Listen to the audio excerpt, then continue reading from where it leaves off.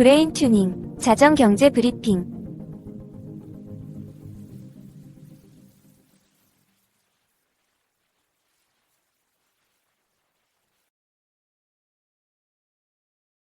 안녕하세요, 청취자 여러분. 자정경제 브리핑입니다. 오늘도 하루를 마무리하며 지난 24시간 동안의 세계 경제와 증시를 종합적으로 정리해드리겠습니다. 네, 안녕하세요. 오늘은 시장에 상당한 충격이 있었던 하루였습니다. 한국 증시가 2%대 급락을 기록했고, 인공지능 버블 우려가 본격화되면서 투자 심리가 크게 위축됐습니다. 먼저 오늘 한국 증시 상황부터 짚어보겠습니다. 상당히 좋지 않았던 것으로 보이는데요. 네, 오늘 코스피는 3,999.13으로 마감했습니다. 91.46포인트, 2.24% 하락했고요. 사실상 4천선이 무너진 겁니다. 코스닥도 916.11로 22.72포인트, 2.42%나 급락했습니다. 하루에 2%대 하락이라면 상당한 낙폭인데 주된 원인이 무엇이었나요? 가장 큰 타격을 받은 건 반도체 섹터였습니다. 삼성전자가 1.91% 하락했고 SK하이닉스는 4.33%나 급락했습니다. LG에너지솔루션도 5.54% 하락하는 등 대형주들이 일제히 무너졌습니다. 이 반도체 주가 이렇게 큰 폭으로 하락한 배경이 있을까요? 미국에서 불어온 인공지능 투자 수익성 우려가 직격탄이 됐습니다. 특히 브로드컴과 오라클 같은 인공지능 관련 주요 기업들의 주가가 급락하면서 전 세계 반도체 시장의 불안감이 확산됐죠. 인공지능에 막대한 자금이 투입되고 있지만 단기적으로 의미 있는 수익을 창출하지 못할 수 있다는 우려가 커진 겁니다. 그렇다면 다른 업종은 어땠나요? 자동차 관련주도 부진했습니다. 현대차가 2.56%, 기아가 2.58% 하락했고요. HD현대 중공업은 4.90%나 급락했습니다. 반면 일부 건설주들이 상한가를 기록하는 등 극명한 차이를 보였는데 이는 시장이 방어적 종목으로 자금을 이동시키고 있다는 신호로 해석됩니다. 외국인 투자자들의 움직임은 어땠나요? 외국인과 개인 투자자들의 매수에도 불구하고 기관의 차익 실현 매도가 시장을 짓눌렀습니다.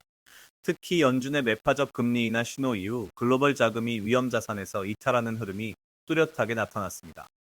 원달러 환율 상황도 궁금한데요. 어떻습니까? 환율은 1,460원대에서 움직이고 있습니다. 연준이 내년 금리 인하 횟수를 대폭 줄일 것으로 전망하면서 달러 강세가 이어지고 있습니다. 정부가 환율 1,480원에서 1,500원 수준에 접근할 경우 더 적극적으로 대응할 것이라는 관측이 나오면서 시장의 긴장감이 높아진 상태입니다.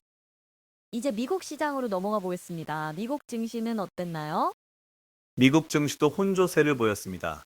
다우존스 지수는 48,416.56으로 41.49포인트, 0.09% 소폭 하락했고요. S&P 500 지수는 6,816.51로 10.92포인트, 0.16% 하락 마감했습니다. 나스닥 지수는 23,057.41로 132.21포인트, 0.59% 하락하며 상대적으로 큰 낙폭을 보였습니다.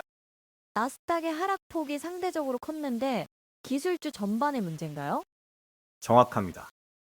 인공지능 관련 주식들이 집중적으로 타격을 받았습니다. 서비스 나우가 사이버 보안 업체 아미스 인수 협상 소식에 거의 12% 급락했고 오라클과 브로드컴도 지난주 실망스러운 실적 발표의 여파로 추가 하락했습니다. 투자자들이 인공지능 인프라에 막대한 투자를 하고 있지만 마진 압박과 수익성 문제가 부각되면서 섹터 전체의 밸류에이션에 의문이 제기되고 있는 상황입니다. 반면 상승한 섹터도 있었나요? 네, 헬스케어와 소비재 섹터로 자금이 이동했습니다. 투자자들이 경기 방어주로 포지션을 조정하는 모습이 뚜렷했는데요. 이는 시장이 고평가된 기술주에서 벗어나 상대적으로 안정적인 섹터로 회전매를 진행하고 있다는 신호입니다. 연준의 최근 금리 결정도 시장에 큰 영향을 미쳤죠. 맞습니다. 연준이 예상대로 기준금리를 0.25%포인트 인하의 3.75에서 4.00% 범위로 조정했습니다. 하지만 문제는 점도표였습니다. 연준 위원들이 2026년 금리 인하 횟수 전망을 기존 4번에서 2번으로 대폭 축소했거든요. 그게 시장에는 매파적 신호로 받아들여진 건가요? 정확히 보셨습니다. 제롬 파월 의장은 기자회견에서 이번 금리 인하가 아슬아슬한 결정이었다고 표현했고 향후 정책 조정에 더욱 신중할 것이라고 강조했습니다. 시장은 이를 금리 인하 사이클이 예상보다 빨리 종료될 수 있다는 신호로 해석했고, 장기 국채 금리가 급등하면서 주식시장에 부담을 줬습니다. 그렇다면 향후 금리 전망은 어떻게 보시나요? 내년 상반기에 한두 차례 더 인하가 있을 것으로 보이지만 그 이유는 불확실합니다. 특히 트럼프 행정부의 관세 정책과 재정 지출 확대가 인플레이션 압력을 높일 수 있다는 우려가 있어서 연준이 추가 인하에 매우 신중할 수밖에 없는 상황입니다. 암호화폐 시장은 어땠습니까? 비트코인이 8만 6천 달러 수준까지 급락했습니다. 전날 대비 3에서 4%가량 하락한 건데요. 여러 악재가 겹쳤습니다. 중국 당국이 비트코인 채굴에 대한 단속을 강화하면서 신장 지역 등에서 약 40만 대의 채굴기가 가동을 중단했습니다. 네트워크 해시레이트가 8% 가까이 하락하면서 단기적인 공급 충격이 발생한 겁니다. 다른 요인도 있었나요? 일본의 금리 인상 가능성도 부담이 되고 있습니다. 시장에서는 12월 19일 일본은행이 금리를 인상할 가능성이 제기되고 있는데요. 과거에도 일본의 금리 인상 때마다 비트코인이 약 25%씩 하락했던 전례가 있어서 투자자들이 선제적으로 포지션을 줄이고 있는 것으로 보입니다. 공포 탐욕 지수가 10일까지 떨어지면서 극단적 공포 상태를 나타내고 있습니다. 그럼에도 장기적 관점에서는 어떻게 보시나요? 그레이스케일 같은 기관들은 여전히 낙관적입니다. 이더리움 펀드 포지셔닝이 개선 조짐을 보이고 있고, 캐시우드의 ARK 인베스트는 최근 급락장에서 6천만 달러 규모의 암호화폐 관련 주식을 매수했습니다. 단기 변동성은 크지만 기관 투자자들의 장기 전망은 여전히 긍정적이라는 신호로 해석할 수 있습니다. 전반적인 시장 분위기를 정리한다면요? 시장이 중요한 변곡점에 와 있습니다. 인공지능 투자 열기가 실적으로 연결되지 못하면서 밸류에이션 부담이 커지고 있고, 연준의 매파적 전환으로 유동성 환경도 우호적이지 않습니다. 여기에 지정학적 리스크와 환율 변동성까지 더해지면서 투자자들이 매우 신중한 접근을 하고 있는 상황입니다. 이런 상황에서 투자자들은 어떻게 대응해야 할까요? 우선 포트폴리오 다각화가 중요합니다. 기술주 비중이 높다면 일부 헬스케어나 필수 소비재 같은 방어주로 분산하는 것을 고려해 볼 만합니다. 또한 현금 비중을 적정 수준으로 유지하면서 변동성이 진정될 때를 기다리는 것도 전략이 될 수 있습니다.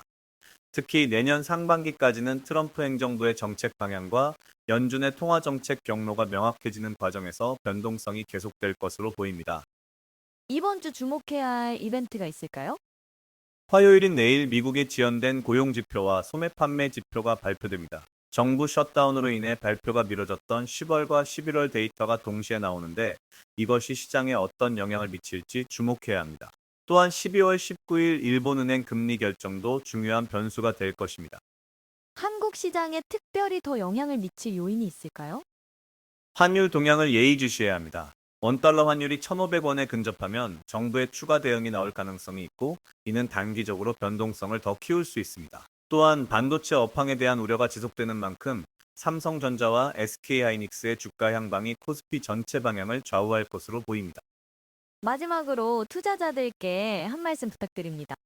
지금은 욕심보다는 신중함이 필요한 시기입니다. 시장이 조정 국면에 있을 때는 무리하게 저점 매수를 시도하기보다는 추세가 명확해질 때까지 관망하는 것도 지혜로운 선택입니다. 특히 레버리지를 활용한 투자는 지금 같은 고변동성 장에서 큰 손실로 이어질 수 있으니 각별히 주의하시기 바랍니다. 장기 투자 관점에서 우량주를 분할 매수하는 전략을 고려해 보시고, 무엇보다 본인의 투자 원칙을 지키는 것이 중요합니다.